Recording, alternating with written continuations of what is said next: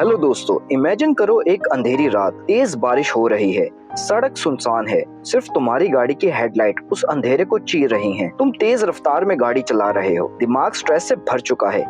एक इमरजेंसी है, तुम्हें एक बहुत जरूरी काम से कहीं पहुंचना है, लेकिन फिर एक पल आता है जो सब कुछ बदल देता है। अचानक गाड़ी किसी चीज से टकराती है, ब्रेक्स की जोर से आवाज होती है और जब तुम नीचे उतरते हो तो तुम्हारे पांव ठिठक जाते हैं। एक आदमी बेजान पड़ा है सड़क के बीचों बीच। ये बस एक एक्सीडेंट है या कुछ और? तुम्हारे हाथ कांप रहे हैं, दिमाग में एक ही सवाल भरा हुआ है, अब क्या करूं? पुलिस को बुलाऊं, भाग जाऊं या इस लाश को हमेशा के लिए छुपा दूं? लेकिन तुम्हें अंदाजा भी नहीं कि जो फैसला तुम अब लेने वाले हो वो सिर्फ एक शुरुआत है। तुम्हारी जिंदगी का सबसे खतरनाक दिन तो अभी शुरू हुआ है। ये मूवी है अ हार्ड डे, एक क्राइम थ्रिलर जो सिर्फ एक एक्सीडेंट की कहानी नहीं बल्कि एक ऐसे इंसान की कहानी है जो एक रात में ही सब कुछ खोना शुरू कर देता है। अगर तुम्हें इंटेंस थ्रिलर पसंद है तो ये वीडियो एंड तक जरूर देखो। कहानी शुरू होती है एक अंधेरी रात से और तेज बारिश हो रही है। सू अपनी गाड़ी को तेज चला रहा है क्योंकि आज ही इसकी मदर की डेथ हो चुकी है और इसकी बहन इसको बार बार कॉल करके जल्दी आने को बोल रही है। साथ ही इसके कोलीग भी इसको बार बार कॉल कर रहे हैं। दरअसल ये एक पुलिस वाला है, लेकिन करप्ट, बल्कि इसकी पूरी टीम ही करप्ट है। आज इनकी पुलिस स्टेशन में रेड पड़ने वाली है FIA की और इसके कोलीग्स इसको कॉल करके इसके ड्रॉर की चाबी का पूछ रहे हैं क्योंकि इन्होंने हराम की कमाई इसके डेस्क के ड्रॉर में रखी हुई है। खैर ये उसको बोलता है मैं आ रहा हूँ, लेकिन इतनी देर में सामने से एक कुत्ता आ जाता है जिसे देखकर ये गाड़ी की ब्रेक लगाता है और लकीली कुत्ता मरते मरते बचता है। अभी ये उस कुत्ते को मिरर में देख रहा होता है, लेकिन अचानक सामने एक आदमी आ जाता है। सू बहुत कोशिश करता है लेकिन गाड़ी रोक नहीं पाता और उस आदमी को उड़ा देता है। अब ये हादसा इसे हिला कर रख देता है। एक लम्हे के लिए इसका दिमाग बंद हो जाता है और फिर ये अपनी सेंसेस में वापस लौटता है और अपनी गाड़ी से उतरता है। ये उस आदमी के पास जाता है जो कि बिल्कुल बेजान पड़ा है। फिर ये उसकी सांसें चेक करता है तो इसे पता चलता है कि ले भाई कांड हो गया है, वो आदमी मर चुका है। ये घबरा जाता है और इधर उधर देखता है कि किसी ने इसको देखा तो नहीं और फिर वहाँ वही कुत्ता दोबारा इसके पास आ जाता है, जिससे हम ये अज्यूम कर सकते हैं कि शायद ये कुत्ता इसी आदमी का है। अभी वो सोच ही रहा होता है कि वो क्या करे और कैसे इस सर पड़ी मुसीबत से निकले। एक लम्हे के लिए वो सोचकर हेल्पलाइन कॉल करने लगता है, लेकिन तभी वो देखता है कि सामने से एक पुलिस की गाड़ी आ रही है। वो पुलिस की गाड़ी आते देख डर जाता है और हेल्पलाइन कॉल करने के बजाय ये उस आदमी की लाश को छुपाने लग जाता है और खुद भी छुप जाता है। अब पुलिस की गाड़ी थोड़ा करीब तो आती है मगर मुड़ जाती है और पुलिस को जाते देख इसकी सांस में सांस आती है। ये अब डरा सहमा बिना कुछ ज्यादा सोचे अपनी गलती को छुपाने के लिए ये उस आदमी की लाश को अपनी गाड़ी के डिक्की में डाल देता है और मौके वारदात से निकल जाता है। ये अभी थोड़ा दूर ही जाता है तो आगे पुलिस की चेकिंग लगी होती है और ये अब पीछे वापस भी नहीं मोड़ सकता गाड़ी को, तो ये आगे बढ़ जाता है जहाँ एक पुलिस वाला इसे अल्कोहल चेक करने के लिए ब्रेथलाइजर टेस्ट में फूंक मारने को बोलता है, लेकिन सू कहता है यार मैं भी पुलिस वाला हूँ। लेकिन वो पुलिस वाला इसकी एक नहीं सुनता और इसे फूंक मारने पर इंसिस्ट करता है और इसे कहता है सर आपने पी हुई है। सू कहता है हाँ मैंने आज थोड़ी दारू पी हुई है, असल में मेरी माँ आज इस दुनिया से रुखसत हुई है, उनके गम में मैंने थोड़ी पी है। लेकिन वो पुलिस वाला इसकी बातों को बहाना समझकर इसे बाहर निकलने को बोलता है। तभी वहाँ इस गर्मा गर्मी को देखकर और भी पुलिस वाले आ जाते हैं। ये उनको बताता है कि ये भी पुलिस वाला है और अपना बैच नंबर भी उन्हें बताता है, मगर एक पुलिस वाला इसकी गाड़ी की चेकिंग करने लग जाता है और जब वो डिक्की के पास जाता है तो ये भागकर उसे रोक लेता है और उससे हाथापाई करने लग जाता है। इतने में बाकी के पुलिस वाले भी आ जाते हैं और इस पे टूट पड़ते हैं। ये भी उनसे लड़ने लग जाता है। इतने में एक दूसरा पुलिस वाला इनको बताता है कि ये वाकई ही पुलिस वाला है बैच नंबर चेक करने के बाद, जिसके बाद ये मामला थोड़ा ठंडा होता है और सू फिर चेकिंग करने वाली पूरी टीम को लाइन में खड़ा कर जलील करता है और फिर वहाँ से निकल जाता है। और दूसरी तरफ FIA की टीम इसके ऑफिस रेड के लिए पहुंच जाती है और इसकी पूरी टीम को पकड़ लेती है और ड्रॉअर में रखे हुए रिश्वत के पैसों को भी जब्त कर लेती है, लेकिन वो भी रिश्वत खाती है और केस को रफा दफा कर देती है। अब सू अपनी माँ के फ्यूनरल में पहुंच जाता है लेकिन लेट और सभी गेस्ट जा चुके होते हैं और फिर सू की बेटी इसके पास आती है और अपने केक के बारे में पूछती है, पर उस बेचारी को क्या पता कि यहाँ आज पापा का ही केक बना हुआ है। और फिर सू अपनी बेटी को कहता है बेटा मैं भूल गया, मैं तुम्हें कल ला दूंगा। इतने में सू की टीम के लोग आ जाते हैं और उसे ऑफिस में पड़ी रेड के बारे में बताते हैं। फिर सू का एक साथी जिसका नाम चुई है उसको बताता है कि ये सारे ब्लंडर की जिम्मेदारी तुम अपने सर ले लो, आखिर ये सब तुम्हारी वजह से हुआ है, अगर तुम उस पैसों को पहले ही ठिकाने लगा देते तो ये मसला नहीं होता। लेकिन सू कहता है इस इल्जाम को मैं अपने सर क्यों लूं, हम सब इसमें मुलव्विस हैं। खैर अब इन दोनों में बहस शुरू हो जाती है जिस पे इनका सीनियर कहता है कि ये टाइम ठीक नहीं है इन सब बातों के लिए और फिर इसकी टीम सू को अलविदा बोलकर चली जाती है। अब सू के माइंड में सिर्फ एक ही चीज चल रही है कि वो गाड़ी में पड़ी हुई उस आदमी की लाश को कहाँ ठिकाने लगाए। तभी वो ऊपर देखता है तो उसे हैवेक डेक नजर आता है। तो उसे एक आइडिया आता है। वो उस लाश को हैवेक डेक के जरिए अपनी मॉम का ताबूत जिस रूम में पड़ा है वहाँ ले आता है और उस आदमी की लाश को अपनी मॉम की बॉडी के साथ उसी ताबूत में डाल देता है और ताबूत बंद कर देता है। अब ऐसी गिरी हुई हरकत करने के बाद वो अपनी माँ से बहुत माफिया मांगता है और कहता है, माँ मुझे आज बचा लो, मैं इसे बहुत जल्द निकाल दूंगा। और फिर अगले दिन इसकी माँ के ताबूत को दफना दिया जाता है और साथ ही सू के गुनाह को भी उसके साथ ही दफन कर दिया जाता है। फिलहाल सू को तो यही लग रहा होता है, लेकिन ऐसा होगा नहीं, ये हम आगे जानेंगे। अब अगली प्रॉब्लम सू के लिए अपनी गाड़ी है जो उस एक्सीडेंट की वजह से डैमेज हो गई है, लेकिन वो किसी को बता नहीं सकता कि एक्सीडेंट कैसे हुआ। अभी ये इसी कश्मकश में होता है और सोच रहा होता है तो उसे सामने रोड पे खड़ी एक पुलिस की गाड़ी दिखती है। तो उसे एक आइडिया आता है। वो उस गाड़ी में अपनी गाड़ी दे मारता है। जब पुलिस आती है तो वो उन्हें कहता है, तुम लोगों ने अपनी गाड़ी बीच सड़क पे पार्क की हुई थी, ये तुम लोगों की गलती है। अब क्योंकि ये एक डिटेक्टिव है तो वो इसे कुछ नहीं कहते और अपनी गलती मान लेते हैं। इसके बाद सू अपनी गाड़ी पे लगे डेंट रिपेयर करा लेता है और सोचता है कि इसके साथ मेरी किस्मत पे लगे डेंट भी रिपेयर हो गए। लेकिन अगले ही दिन वही मुसीबत इसकी जिंदगी में वापस आ जाती है, यानी इनके पास उसी आदमी का केस आ जाता है जिस आदमी को सू ने अपनी गाड़ी से उड़ाया था, जिसका नाम ली है, जो एक गैंगस्टर है। और अब इनको ये केस मिला है कि इस आदमी को अरेस्ट करो, साथ में ही उसकी लोकेशन की टिप भी मिलती है। ये लोग निकल पड़ते हैं उस जगह ली को अरेस्ट करने, लेकिन सू को पता है वो आदमी इन्हें वहाँ नहीं मिलेगा। वो इन्हें कहता भी है कि वो आदमी मुझे लगता है यहाँ नहीं है, जिस पे इसका साथी कहता है कि तुम्हें कैसे पता, और ये चुप हो जाता है। और जब ये लोग अंदर जाते हैं तो इन्हें जाहिर सी बात है ली नहीं मिलता, लेकिन सू को वही डॉग नजर आता है जिसने सू को वो एक्सीडेंट करते देखा था, और शायद वो कुत्ता ही इसके गुनाहों का एक इकलौता गवाह है। वो उसके पीछे जाता है और वो कुत्ता सू को उसी रोड पे ले आता है जहाँ सू ने एक्सीडेंट किया था। सू अभी उस जगह का जायजा ले ही रहा होता है तो वहाँ एक पुलिस वाला आ जाता है।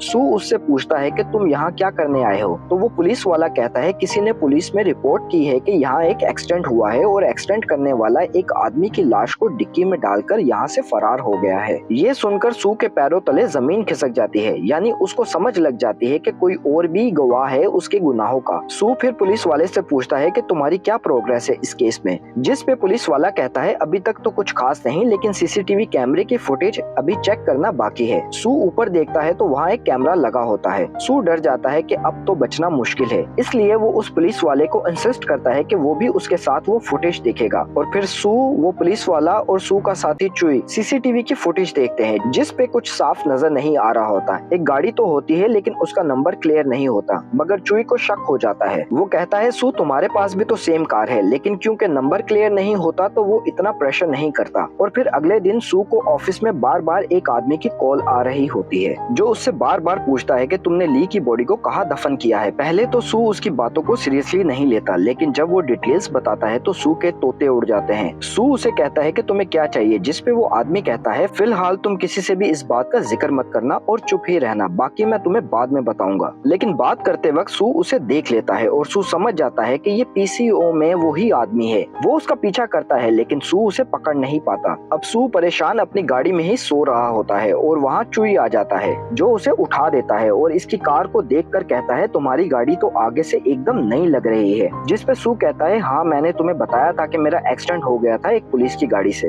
और फिर सू दोबारा अपनी गाड़ी में आके बैठ जाता है और एक दफा फिर उसे उसी आदमी की कॉल आती है। वो दोबारा इससे ली की बॉडी के बारे में पूछता है, जिस पे सू को गुस्सा आ जाता है और वो कहता है, जाओ तुमने जो करना है कर लो, और फोन बंद कर देता है। और फिर सू ऑफिस में आ जाता है जहाँ पार्क आ जाता है। असल में इस आदमी का नाम पार्क है और ये भी एक पुलिस वाला है, और सबके सामने सू को मारने लगता है और कहता है, तुम्हारी इतनी हिम्मत, तुम मुझे इग्नोर करोगे। लेकिन अगले ही पल इसे माफी मांगने लग जाता है और कहता है, सॉरी मैं तुम्हें कोई और समझा था। असल में पार्क एक पुलिस वाला होने की वजह से सू के चीफ का दोस्त भी है और अक्सर यहाँ आता है। इसके बाद वो वॉशरूम जाता है, सू भी इसके पीछे जाता है। पार्क फिर उसे पूछता है कि बताओ बॉडी कहाँ है, लेकिन सू कुछ बताने के बजाय इससे लड़ने लग जाता है और इन दोनों में खूब हाथापाई होती है। लेकिन पार्क सू पे भारी पड़ जाता है और उसकी खूब धुलाई करता है और कहता है, कहीं से भी ली की बॉडी मुझे ला कर दो, और ये कहकर यहाँ से चला जाता है। सू समझ जाता है कि इस बंदे को बॉडी देनी ही पड़ेगी वरना ये इसे मार देगा। सू फिर ली की बॉडी को कब्र में से निकालता है और चेक करने लग जाता है कि आखिर इसकी बॉडी में ऐसा है क्या जो पार्क इसकी बॉडी के पीछे पड़ा है।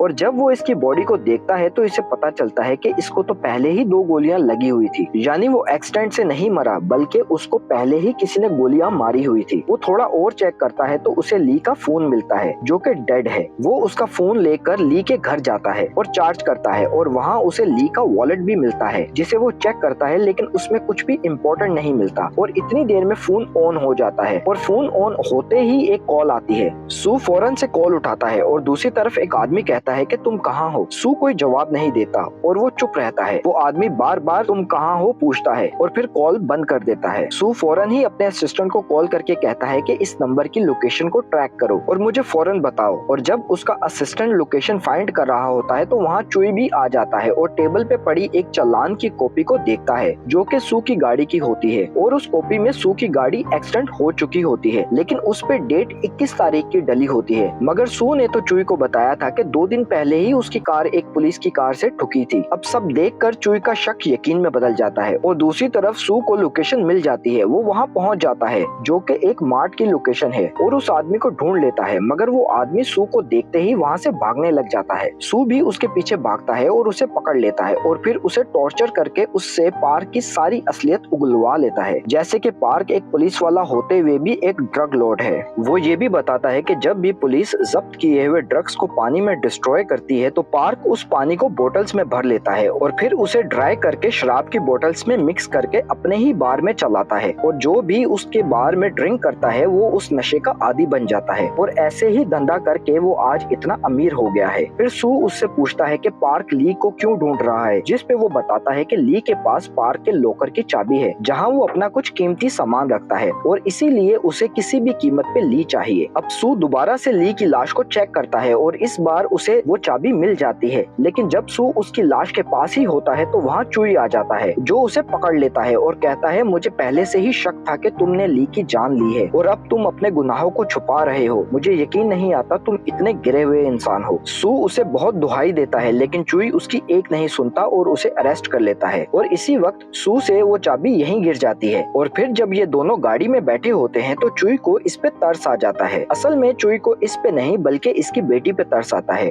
और वो सू को छोड़ देता है, लेकिन तभी सू को पार्क की कॉल आती है जो उसे गाड़ी में से बाहर निकलने को बोलता है। और जैसे ही सू गाड़ी में से बाहर निकलता है चुई की गाड़ी पे एक बड़ा सा कंटेनर ऊपर से गिर जाता है और चुई मर जाता है। सू ये देख के हक्का बक्का हो जाता है और उसे कुछ समझ नहीं आती कि पार्क ने ऐसा क्यों किया। वो पार्क को कहता है कि तुमने इसकी जान क्यों ली। पार्क कहता है ज्यादा इमोशनल नहीं बनो, उसको राज पता चल गया था तो मुझे उसे मारना पड़ा। अब इससे पहले कि मैं तुम्हारी बेटी को भी मार डालूं मुझे ली की बॉडी ला के दो। सू उसे कहता है ठीक है मेरी बेटी को कुछ मत करना, मैं कल ही तुम्हें ली की बॉडी दे दूंगा। इसके बाद सू फौरन घर आता है और अपनी फैमिली को एक होटल में जाने को बोलता है और इसके बाद वो पुलिस स्टेशन जाता है जहाँ वो एक C4 बम उठाता है जो वो ली की बॉडी में डाल देता है और टाइमर लगा देता है। फिर उधर पार्क भी आ जाता है। सू ली की बॉडी को पार्क की गाड़ी में डाल देता है। पार्क स्कैनर से उसकी बॉडी को चेक करता है लेकिन स्कैनर बॉम्ब को डिटेक्ट नहीं कर पाता। इसके बाद पार्क सू को गोली मारने लगता है मगर सू कहता है तुम ऐसा नहीं कर सकते क्योंकि मैंने पुलिस डिपार्टमेंट को एक ईमेल लिख दी है जिसमें मैंने तुम्हारे सारे गलत काम उस ईमेल में मेंशन कर दिए हैं सबूत के साथ, और अगर मैं पुलिस स्टेशन नहीं पहुंचा तो वो ईमेल फॉरवर्ड हो जाएगी। जिससे डर के पार्क उसकी जान नहीं लेता और वहां से जाने लगता है। तभी ली की बॉडी में रखा बॉम्ब ब्लास्ट हो जाता है और पार्क और इसकी गाड़ी तालाब में गिर जाती है और डूब जाती है। अब सू बहुत खुश होता है कि मुसीबत टली, बॉडी भी गई और पार्क भी, और वो अपनी बेटी को कॉल करके कहता है कि मैं अब तुम्हारे पास आ रहा हूँ और तुम्हारे साथ ही रहूंगा। लेकिन तभी वहाँ पार्क आ जाता है जो कि बहुत जख्मी होता है और फिर इन दोनों में बहुत खतरनाक लड़ाई होती है। दोनों एक दूसरे को मारने की कोशिश करते हैं। तभी अलमारी में फंसी एक गन पे इन दोनों की नजर पड़ती है और जैसे ही ये दोनों उस गन को खींचते हैं तो गन का ट्रिगर दब जाता है और फायर हो जाता है और गोली पार्क को लगती है और पार्क मर जाता है। और अब फाइनली सू को सुख भरा चैन मिलता है और वो पुलिस को इन्फॉर्म करता है और सब कुछ बता देता है पार्क के बारे में। और पुलिस को ली की बॉडी भी तालाब से मिल जाती है और अपनी अगुवाई की वजह से और पार्क के राज खोल देने की वजह से पुलिस